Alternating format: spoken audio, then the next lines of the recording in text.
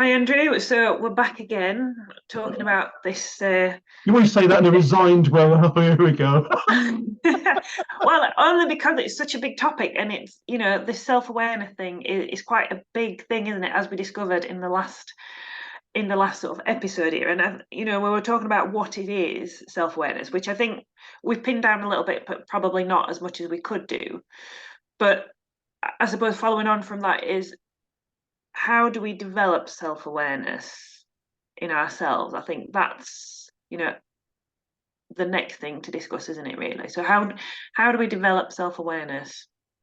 Yeah, I'm not dreading this conversation. I'm only dreading what we leave out because the further I've dug into it, the more multifaceted, nuanced, which is a word I try and get into about everything, and frankly, huge this thing is. So I think wherever we go with this, we'll probably have loose ends, plenty of them to tie up. So yeah, how do we go about it? I suppose to me, it starts with two things: a desire and a will. And I think they're different. Mm, If there's a genuine intention to become more self-aware, there's got to be something inside of you that feels that's a good idea, and sustaining that will in what are likely to be challenging times, because self-awareness, it seems to me, is not an easy journey to take on. You might well discover things and perceptions of others, for instance, and of yourself, you don't like. You might something you want to give up upon. So I think you need a desire to do it in the first place. And I wonder just how many people have got that. I haven't had up to now. I've not made an intentional journey in 63 years since birth to become more self-aware. I'm not sure I even will. So is there a desire and is there a will to sustain the journey? I think for me, sometimes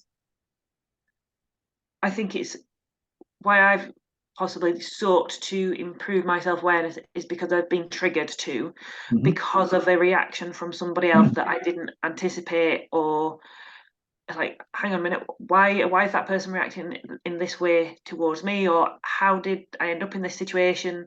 So for me, I think there's maybe been an experience what's triggered me to think, right, I need to become a bit more self-aware. What is it that is triggering me, or how can I improve my relationships with people?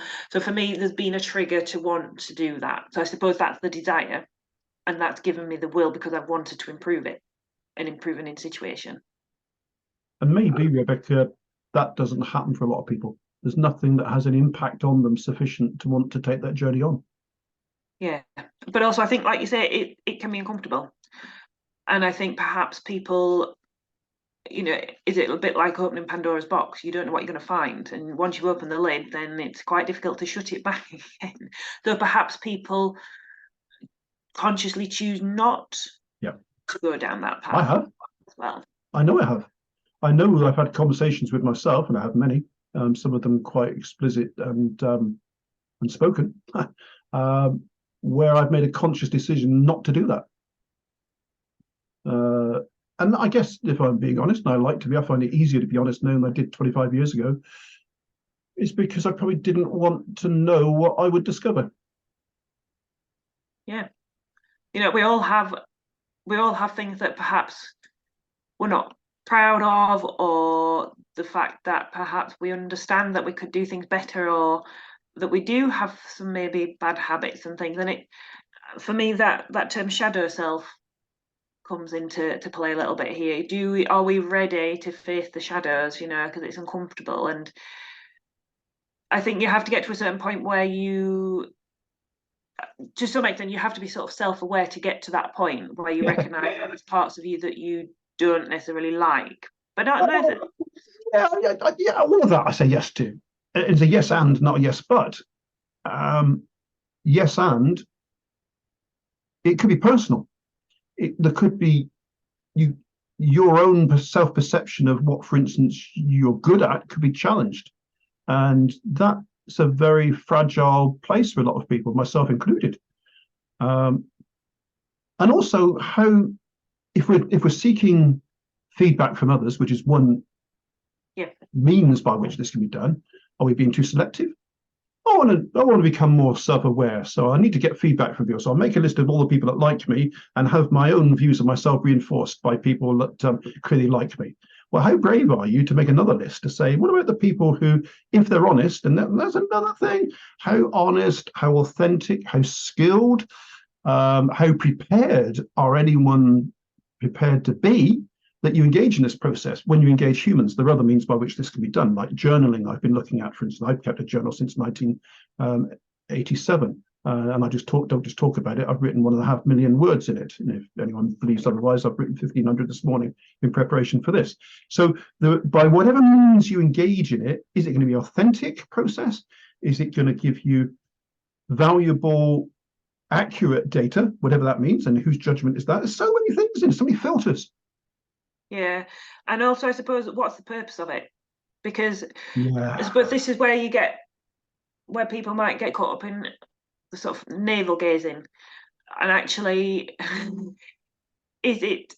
what's the purpose of it? And I think I've listened to something recently and about reading and stuff, but before we read a book, we need to ask ourselves, what is the purpose of this? What do I hope to get out of it, and how will I use it? And I think that can be a similar thing with any learning.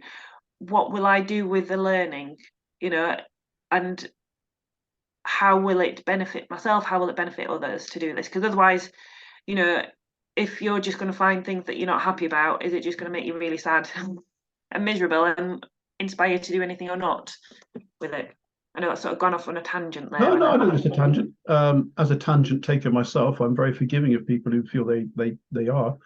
Yeah, and I suppose I'm once again brought back to desire and will. All the things you talked about mitigate against developing the desire to do it meaningfully and maintaining the will to do it in the face of challenging feedback, self-reflection, maybe adjustment and downward adjustment, typically, but not always, of your view of yourself. Because it's too easy to think that self-awareness is going to be a harmful, challenging journey. It can be. It can also be a very positive, very worthwhile, very invigorating, energizing journey. You might get feedback that says, hey, I'm a hell of a lot better than I thought I was. I didn't realize that people liked me in this way. So we shouldn't get drawn in, I think, to a self-awareness leads you down this route type thing, because it can lead you down a lot of different routes. Some of them could be challenging and frankly harmful. Others could be really encouraging and invigorating. Definitely, yeah. And I think it can be really helpful to do that sort of exercise to help us see how much we've progressed as well. We've developed that self-awareness and we're handling things a lot better than we would have done a year or so ago or whatever, and that's through progress, reflection, like say, journaling type things, that it can be a very positive thing. And I think maybe people who have struggled with low self-esteem, perhaps it would need to be done in a very careful way. I think, how do we help people to get the positive impact of developing their self-awareness? Because you're right, I think it could go either way, and I think this is where it's helpful to work with somebody else on this rather than just doing it yourself. Yeah, I know a really good coach in Sheffield who'd be good on this. So anyone who's watched this, that's where to go. Yeah, and that's raised another issue. To what degree will this be a individual solo odyssey? And maybe you have a particular person, call them a coach, call them whatever you like, to help you, given that you might engage many others in the process. So in other words, are you going to seek advice in this, or are you going to take your own?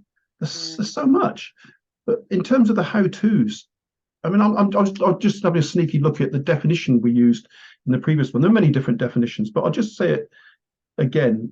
People might be listening to this or watching this one, not the other one we did, which is more about what is it. But we started in that one to define this thing called self-awareness as the ability to focus on yourself and how your actions, thoughts, or emotions do or do not align with your internal standards. And I don't want to reiterate what we said before, but if you're looking to do this stuff, you need to be clear about your internal standards. And I think that's where you start. Now, whichever definition of self-awareness you work from, and I think it does help to do that. Otherwise, you're working in the abstract. I like the idea of starting with clarity about your internal standards. How on earth do you get clarity about your internal standards, meaning values, beliefs, whatever it is, and from whom do you check that out to be the foundation for this journey we're talking about? Yeah, I mean, there's so much in this. I think there's definitely another conversation to be had, isn't there? I suppose, but Clear our diary for the day. We'll do 5 more. I know, yeah, definitely.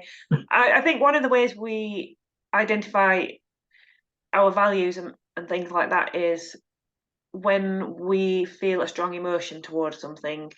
So if we are, we hear certain things on the news, maybe about health or politics or whatever, when we experience a strong emotion to it, for me that indicates that it's triggered some sort of value in me.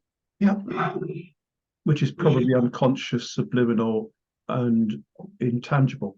I guess also when you get, it's easier sometimes to observe something less impressive, more negative, and say, well, if that's not self-awareness, or if that's someone not behaving in a self-aware way, the opposite of that is more likely to be self-aware. So if you see someone who's rude, who doesn't understand the impact of what they're saying on others, who's making an ill-considered comment that they haven't thought about the impact on the recipient, then you think, all right, turn that around. Maybe so self-aware people do this. And so I think there are, as you say, entry points for this by the observation of others, the honest observation of yourself, by the clarification, by journaling or whatever else, of fleeting thoughts into more tangible ideas. There's a lot written about this. There's a lot of accessible material. I'm gathering it in myself. I'm getting interested in this, so I'm going to gather in some of the literature, the videos, and the thoughts. So this isn't something without a body of knowledge out there to tap into as to how we go about it. Yeah, and I think, yeah, for me, the key is, what do I want to do with this information? If I learn more about myself, how will I use that going forward to help me lead a more fulfilling life and have a better impact on the people around me? Yeah, it sounds very aspirational. It sounds very, Yeah. I'm not going to use the word pompous because that would be insulting. But yeah, it is hard to articulate what this is all about. And because of its depth and its significance and its fundamental nature, I think we are talking about things that important. Yeah. And I definitely think it's really important, because if more people were more self-aware, then I think we'd have less I think we'd have less arguments and less less conflict, Yeah. actually, as well. Or what arguments and conflict we had would be more constructive, more respectful, and more Yes. skilled. Yeah. So as we near what is clearly an endpoint for this, but this is something we'll pick up again. I just know we will, and it can be related to so many other things. For me, this conversation has reinforced the significance of this issue, and it might make me a little more brave to venture into a bit more self-awareness, if only by understanding more of it and reflecting on it myself. I'm not sure I'm brave enough to see. I'm a lot older than you, and if I was 23, I think you're 26 now, but if I was 23, I might be braver because I got less history. At 63, if I went to people that have known me for a long time, I wonder if I've got the courage to seek, or particularly to accept, their perceptions of me, which might be significantly contrasting to my own. Mm. That's interesting, and I can see that's raised another point in me altogether. But I think we'd have to leave that, because when we're younger, are we willing to accept that we might not be our best selves, whereas we're older, perhaps we are more willing to. That's a completely different line, but yeah, that's raised a different point for me altogether there. There is a different line. I'm not going to go into it now, but it's a Dunning-Kruger effect, because the Dunning-Kruger effect thinks just the opposite, that broadly speaking, that younger people exaggerate their competence and are projecting a feeling of competence that they haven't yet proved. And older people, like myself, get to a point, as I do, of reflecting on life and say, well, he didn't do this. You weren't so good at that, were you? They got a retrospective, which typically is about underachievement. So the Dunning-Kruger effect argues completely against that. But I think young people might be more robust and got less history to to bring in as baggage. I think I've got both history and baggage. It's more likely what I might get told by others is not what I want to hear, because there's just more of them and there's more for them to reflect upon. Another time for that. Let's not get too deeply into No, it. let's not go down that one today. So I suppose that what would be your takeaway, or what will you do as a result of our conversation today? What I'll do, I wouldn't be brave enough or foolhardy enough to say for definite, but I'm going to explore it further. I've developed an interest in this, which I'm really going to pursue. And probably that's as far as I'm prepared to go, because I'm not going to make grand statements about it. I'm going to become more self-aware in the next 6 weeks by talking to a load of people who are going to tell me I'm not who I think I am. I haven't got the courage to do that, and I haven't got the intentional will yet. But I want to find out more about it. Yeah, I think for me, it's given me a few things that I want to think about as well, some food for thought to go away and ponder on. Well, that's an appetite to maintain. Yes, Thank you once again. thank you.